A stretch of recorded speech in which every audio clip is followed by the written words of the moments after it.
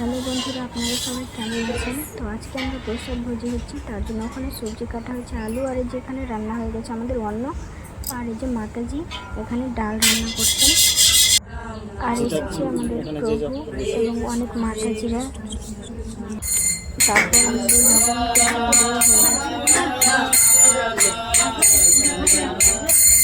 কারা কারা প্রসাদ ভোজি হচ্ছেন কমেন্টে অবশ্যই জানান। এবং প্রসাদ ভোজি হলে আপনাদের প্রসাদ দিব্য আনন্দের মধ্যে প্রতিনিয়ত প্রতিদিন পাচ্ছে, কমেন্টে অবশ্যই জানান।